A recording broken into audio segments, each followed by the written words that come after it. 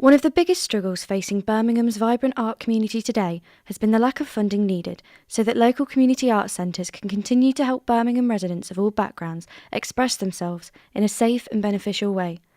The budget cuts are only getting worse, and arts centres are being challenged with a 32% reduction in funding for the upcoming year. For next year's budget, Birmingham City Council will award art organisations across the city a modest £3.1 million budget. However, compared to this year's budget of £4.6 million, it's a sharp reduction in funding that will surely affect many organisations and their efforts to help make Birmingham a better place. This funding cut is the largest to the arts community since 2010, when the City Council invested over £9 million to help art organisations across Birmingham. To get further insight into some of the challenges being faced in the arts community, we've spoken to a few people within the industry, as well as students across Birmingham City University's campus, to see if there were differing opinions on the matter. Here's what they had to say. Not that I know of. I wasn't told much about the art centres around. I know of art schools, but not of the facilities. Yeah, I know there's a few around Digbeth, and I've been there before. Not in Birmingham, no. Yeah, I could say the art gallery in the Birmingham Museum. The Gussie Factory. It gets people a chance to see something new. I feel like it helps because, it gives people a way to express themselves and maybe keep them out of trouble. I presume they'd help quite a lot creatively. Like you could go there for inspiration or just do your work. Gives improvement, in imagination. I think so, because people are not too much interested in art, but it's something nice. It should be fine to find funding. Not at all, no. No, but I've heard about the funding side of it a little, but yeah. I know the money's been cut, but by quite a lot, isn't it? But yeah, that's it really. No. No, I don't. Yeah, there's been a 32% drop in funding this year. Has there? For the arts? Why though? Do you know why? That's the problem. Oh. Before I came to uni to do photography, I used to do art and design in college. So I'm basically an artist who's a photographer basically, if you know what I mean. So yeah, I've got a lot of knowledge on the arts and I absolutely love the arts. I'm a freelance photographer and obviously I do a photography degree at BCU. Yeah, I do photography, but the funding from the uni as well isn't very good either. I'm a photographer. I study photography at uni, obviously. I love art and all the creative stuff. I was brought up being creative. So my name is Guy Hurst. I work for Northfield Arts Forum.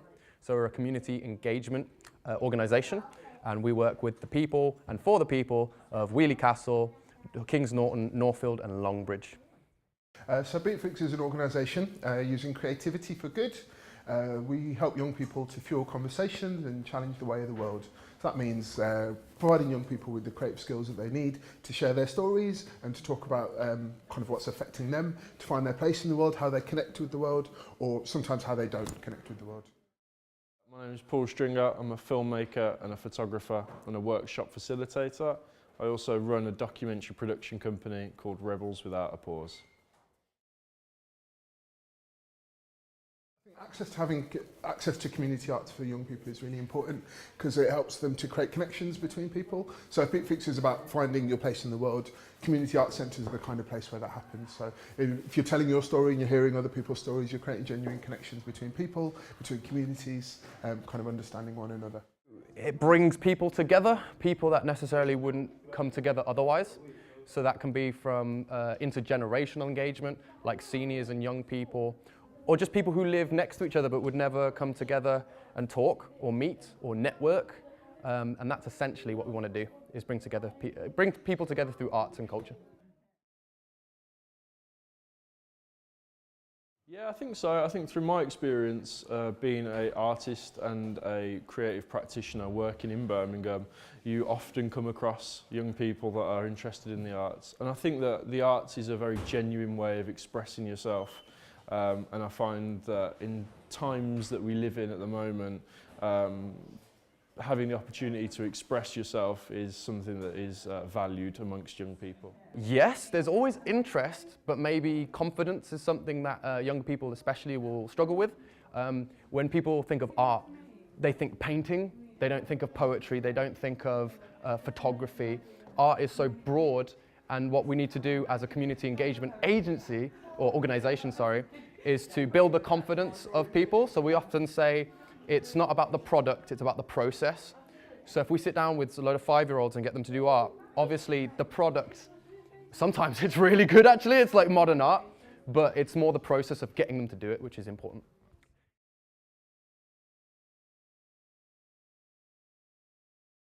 Any cut is detrimental usually to society.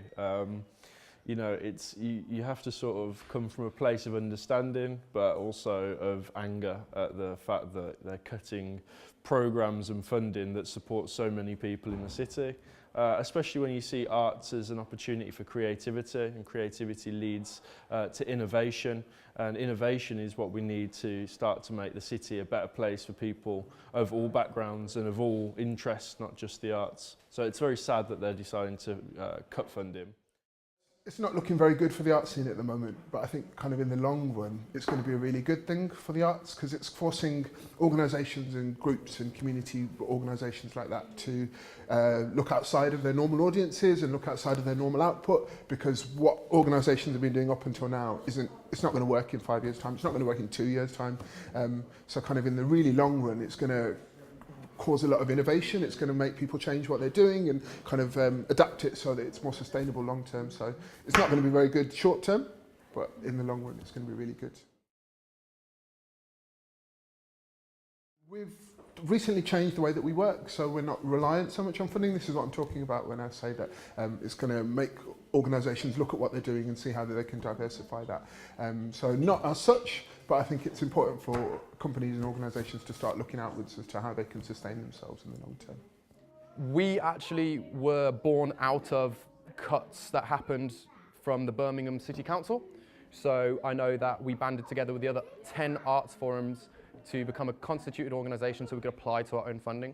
And currently we receive all 40% of the funding we apply to.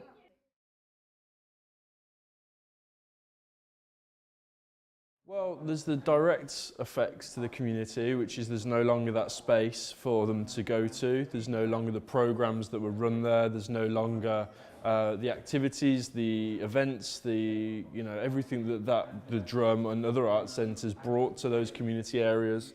There's also the larger implications of closing down art centres, meaning that people can't go to places like this in order to work on themselves or work on projects. But then also you look at the other implications, the further implications of this in the community, which is that if people haven't got somewhere to go to, what are they going to do? Where are they going to go? What's the next step for them? Are they going to go into crime? Are they going to loiter? Are they going to, there's the negative opportunities, for want of a better word, that come up once something like the Drum or the art centre closes down. It affects the community in a big way because they had an audience and now that audience has nowhere to go. And that's essentially it, I think. And art is so integral to the cultural landscape of Birmingham, and if places like the Mac were to shut down, it would be a travesty. As you can see, the arts is crucial for Birmingham residents. By cutting the funding to these important creative outlets, it only creates negative effects for our community. And by taking away funding from these types of art programmes, you take away opportunities for those who would otherwise get into more malicious types of behaviours, as well as those who have a general love of art. So, please join us in our fight to save Birmingham's art community by contacting your local council leader as well as going onto Twitter and using the hashtag #FundBirminghamArts.